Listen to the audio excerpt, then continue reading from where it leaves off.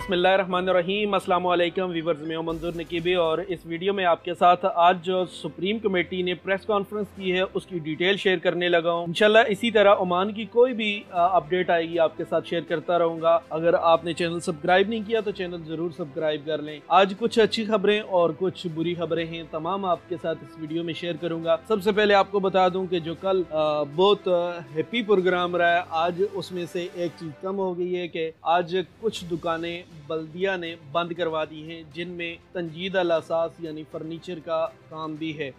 इसमें कुछ category open है और कुछ जो है आज बल्दिया ने बंद करवा दिए, तो आप लोग एहतियात करें। इसमें जो पर्दे का काम है वो खुला है और जो रिपेयरिंग का काम है, जो तंजीद अल असास का काम है, वो काम बंद कर दिया गया है। आज जो सुप्रीम कमेटी की प्रेस कॉन्फ्रेंस हुई है, इसमें जो अहम नुकात हैं वो आपके साथ शेयर करता हूँ। वजीर सेहत ने बात करते हुए बताया कि उन्होंने दुकम को क्लोज कर दिया गया है 3 जुलाई तक। 3 जुलाई को दोबारा फैसला होना है कि क्या करना है। इंतहाई निगहदाश्त के बेड्स में इजाफा कर दिया गया है। 147 बेड जो हैं वो नए उन्होंने इंस्टॉल किए हैं, इसके लिए भी उन्होंने आज बताया। इसके अलावा उन्होंने बताया कि अब तक ओमान में 232 जो हेल्थ केयर वर्कर हैं वो भी कोरोना वायरस का शिकार हो गए हैं। इसके अलावा मिनिस्टर ने बात करते हुए बताया कि उन्होंने एयरपोर्ट के लिए तमाम जो इकदाम हैं वो कर लिए हैं। ओमान एयरपोर्ट अब रेडी है इंटरनेशनल फ्लाइटों के लिए। अब ओमान एयरपोर्ट बिल्कुल रेडी है इंटरनेशनल फ्लाइटों के लिए। उन्होंने अपनी प्रेस कॉन्फ्रेंस में बताया कि आज ओमान में 1067 नए कोरोना वायरस के केस रजिस्टर्ड हो चुके हैं। इसके अलावा मिनिस्टर ऑफ टूरिज्म ने ये बात क्लियर की है कि 1 मार्च से लेकर 31 अगस्त तक जिन लोगों के टूरिस्ट के वीजे हैं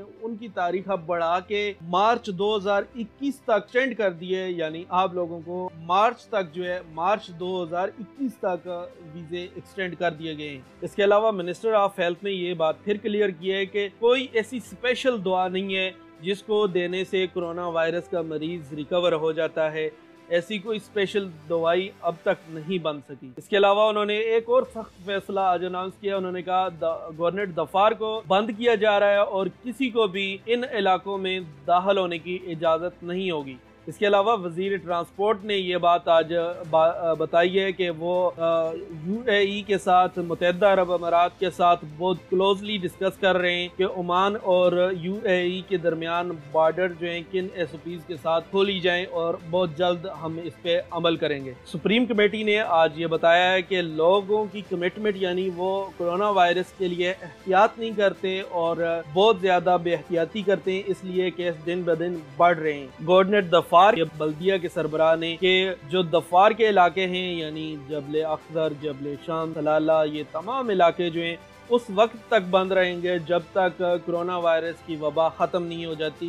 क्योंकि उन्होंने कहा कि उन इलाकों में सिक्योरिटी के और इसको कंट्रोल करने के इकदाम नहीं किए जा सकते। सेहत बहुत ज़्यादा है और बहुत ज़्यादा टूरिस्ट उस इलाके का सफ़र करते हैं। वज़ीर सेहत ने यह कहा है कि हमें अपनी कम्युनिटी पे बहुत भरोसा है, इंशाल्लाह कम्युनिटी हमारा साथ देगी और हम अवेयरनेस फैलाएंगे पूरी कम्युनिटी में और कोरोना वायरस को कंट्रोल कर लेंगे। आज सुप्रीम कमेटी ने यह अनाउंस किया है कि मतरा के इलाके में तमाम सरगर्मियां सुबह 7 बजे से लेकर रात 6 बजे तक खोल रहे हैं। वादी कबीर और मतरा सूक, अलामरिया के इलाकों के अलावा तमाम कारोबार खोले जा सकते हैं, सिर्फ वीकेंड पे कारोबार बंद रहेंगे। नेक्स्ट वीडियो में इंशाल्लाह मजीद आपके साथ तफसील शेयर करूंगा। आप हमारे साथ जुड़े रहिए, चैनल को सब्सक्राइब करें और कमेंट्स में अपनी राय का इज़हार जरूर